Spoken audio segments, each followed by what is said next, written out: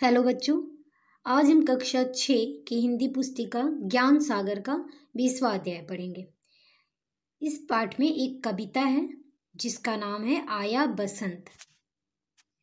बसंत जो है एक ऋतु का नाम है। इस मौसम में जो है ना पूरा वातावरण एकदम सुगंधित और चारों तरफ हरियाली छाई रहती है। इसलिए भी ये मौसम सभी को बहुत ही प्यारा लगता है। इस मौसम में ना अधिक गर्मी, ना अधिक सर्दी और ना ही अधिक तेज धूप रहती है, इसलिए सभी को ये प्यारा लगता है। इसमें आप तरह तरह के फूल, तरह तरह के फल, सारी चीज़ें आपको प्रकृति में देखने को मिलती है। बहुत सारे पेड़ पौधे नए नए उगते हैं। फिर बहुत से पक्षी, बहुत से पशु इस मौसम में सब चीज़ देखने को मिलता है। जैसे तरह तरह की पक्षियाँ आपको देखने को मिलेगी। ऐसे हर मौसम में और हर ऋतु में आपको सारे पक्षियाँ देखने को नहीं मिलती हैं, लेकिन बसंत ऋतु जो है, ये ऋतु जो है वो पशु पक्षियों को भी बहुत प्यारा है। इसलिए ये ऋतु जो है बहुत ही सुहावना होता है। तो आज हम इसी ऋतु के बारे में इस कविता में पढ़ने वाले हैं। तो शुरू करते हैं बच्चों। आया बसंत, छाई जग में शोभा अनंत। मतलब बसंत ऋतु आ चुकी है, छा गई शोभा अनंत। मतलब चारों तरफ वातावरण और प्रकृति बहुत ही शोभायमान है, माने बहुत ही देखने में सुंदर लग रहा है। सरसों खेतों में उठी फूल, बौड़ों आमों में उठी झूल, बेलों में फूले नए फूल, पल में पतझड़ का हुआ अंत, आया बसंत। इसका अर्थ है सरसों खेतों में उठी फूल। जो सरसों का जो खेत रहता है ना, उसमें आप देखोगे ना, जिसमें लहलहाते खेत फसल उगी रहती हैं और उसमें क्या है, फूल लगे रहते हैं, सरसों का फूल।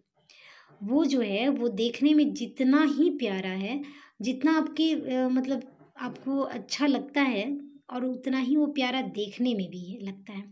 खेतों में जब वो पीले पीले फूल खिलते हैं ना, तो मानो चारों तरफ वातावरण में उसकी मनमोहक खुशबू फैली हुई है, वैसा महसूस होता है। बौरों आमों में उठी फूल। बौरों मतलब आप आम का पौधा देखे हो ना, आम का पेड़, तो आम के पेड़ में आप देखोगे बसंत ऋतु के टाइम से ही क्या होता है कि पेड़ों पर तरह तरह के मतलब बीजे जैसे छोटे छोटे लहलहाते हुए उग जाते हैं। वो जो होता है उसको बौरों कहते हैं। मतलब आम का जो छोटा रूप जो होता है ना, एकदम छोटा छोटा सरसों के दाने के बराबर बहुत सारे जो होते हैं वो पौधों में गुच्छे गुच्छे में उगाते हैं, और यही धीरे धीरे बढ़ के आम जैसे फल का रूप ले लेते हैं। तो ये जो बौरों है, ये जो है पेड़ों पर देखने को मिलती है। लगता है पूरे पेड़ पर ये बौरे गुच्छे के रूप में चारों तरफ उग जाती हैं। तो इस बौरों आमों मतलब आम का जो मंजर इसको बोलते हैं, मोजर जो होता है ना, इसे मोजर भी कहते हैं एक भाषा में। तो ये मोजर के बारे में बताया गया है। बेलों में फूल नए फूल, मतलब बेलों मतलब कोई भी, जैसे किसी भी पेड़ पे देखोगे, पौधों में देखोगे तो नए नए फूल खिलने लगते हैं। पल में पतझड़ का हुआ अंत। जब आप देखोगे कि जैसे जाड़ा खत्म होता है, जाड़ा जब शुरू होता है, धीरे धीरे खत्म होता है, तो उसके बाद क्या होता है, सारे पेड़ पौधे सूख जाते हैं, झड़ जाते हैं, ठीक है, गर्मी के बाद से। फिर धीरे धीरे क्या होता है कि बसंत ऋतु में उन्हीं पेड़ों पे, जिस पेड़ के सारे पत्ते सूख गए हैं, झड़ गए हैं, एकदम सूखी डालियां दिख रही हैं, उन्हीं पौधों में, उन्हीं फूलों में और फूल के पौधों में और उन्हीं पेड़ों पर भी देखोगे कि नई नई पत्तियां, एकदम कोमल कोमल हरी हरी पत्तियां आनी शुरू हो गई है। तो इस तरह से जो पतझड़ के टाइम में सारे पेड़ पौधों के जो पत्ते झड़ जाते हैं, सूख जाते हैं, टहनियाँ एकदम सूखी हो जाती है, वही जो है पतझड़ के बाद जो बसंत ऋतु में क्या होते हैं कि उन सारे पेड़ पौधों में फूल पत्तियाँ आनी शुरू हो जाती है और पतझड़ का अंत हो जाता है। तो आया बसंत, तो इससे पता चलता है कि बसंत आ गया, बसंत आ गया। अगला है लेकर सुगंध बह रही पवन, हरियाली छाई है बन बन, सुंदर लगता है घर आंगन, है आज मधुर सब दिगंत। आया बसंत, आया बसंत। लेकर सुगंध बह रही पवन, इसका अर्थ है कि जब आप सोच के देखो, जब प्रकृति में तरह तरह के फूल, तरह तरह के फल, नए नए पेड़ पौधे उगेंगे, तो ऑब्वियसली प्रकृति में चारों तरफ हरियाली छाएगी, और हरियाली छाएगी तो उनकी फूलों की खुशबू जो है वो प्रकृति में चारों तरफ फैलेगी।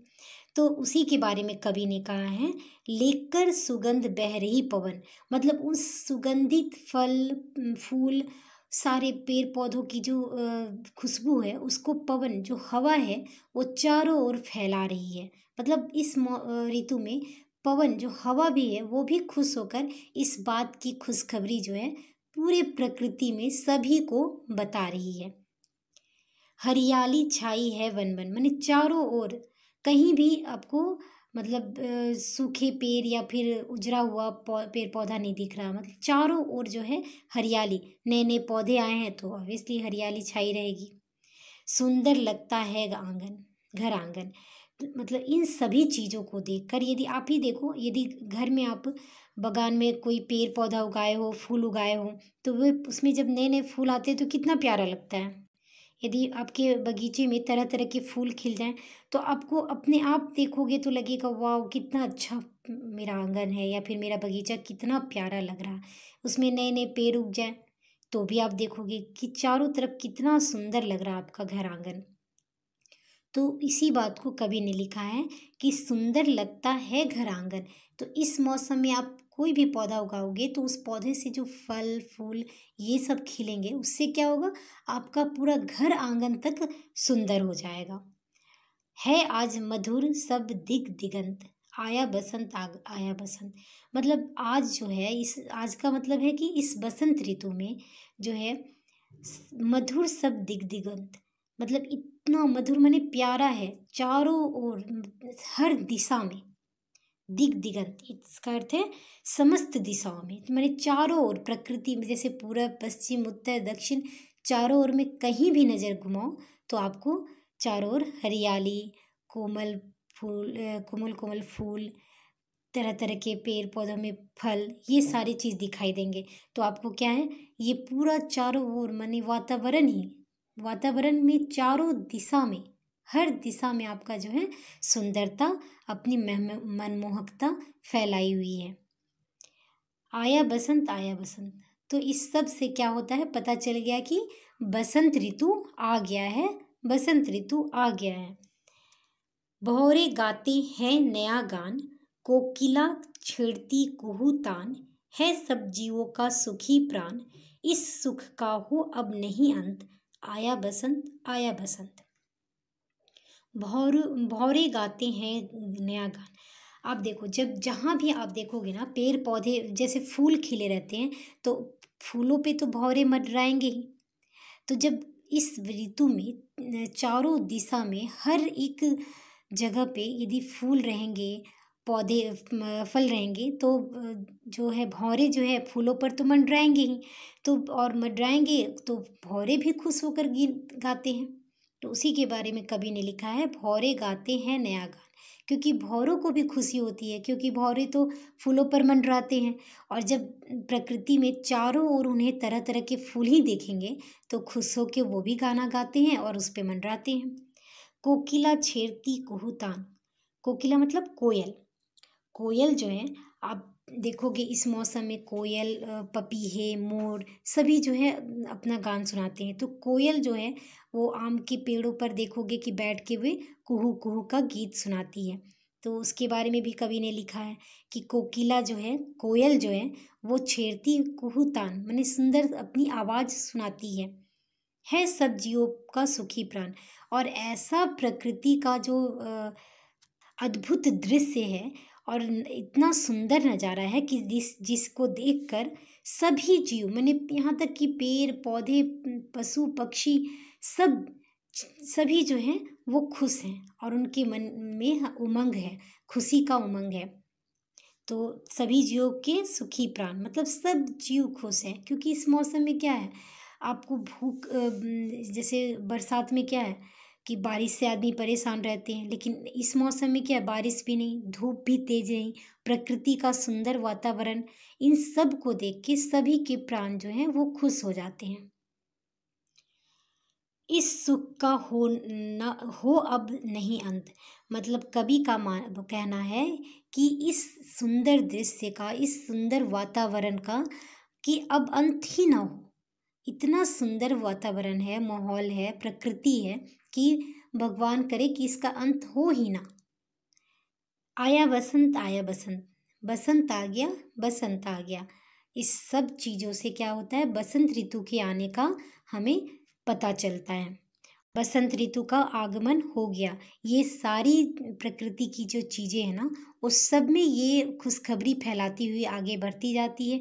जैसे हवा, कोयल, भौरे, सभी चीज़ जो है अब इस सुंदरता का और इस मनमोहक जो ऋतु का खुशखबरी जो है प्रकृति में फैला रहे हैं कि बसंत आ चुका है, बसंत आ गया, बसंत आ गया। इस पाठ के जो लेखक हैं सोहनलाल द्विवेदी हैं। सोहनलाल द्विवेदी को जो है ना, वो बहुत सारे प्रकृति पे संबंधित ही कविता लिखे हैं, इसीलिए इन्हें प्रकृति का सुकुमार कवि भी कहा गया है और इन्हें इसी नाम से जाना भी जाता है, प्रकृति के सुकुमार कवि। मतलब प्रकृति के हर रूप को और हर तरह को इन्होंने अपनी कविता में लिख के संजोया है। पाठ में आप देख सकते हो इस तरह के जो चित्र हैं उसमें हर एक पशु पक्षी माने प्रकृति में जो है सभी लोगों का, सभी जीव जंतु और प्राणी, बच्चे, सभी का कैसे मनमोहक अंदाज को प्रस्तुत किया गया है। सभी कितने अपने आप में खुश हैं इस प्रकृति को देख के। तो बच्चों, इस पाठ का मेरा चैप्टर एक्सप्लेनेशन समाप्त हुआ। अगर आपको ये वीडियो अच्छा लगा तो लाइक करें, शेयर करें और मेरे चैनल को सब्सक्राइब करना ना भूलें। धन्यवाद बच्चों।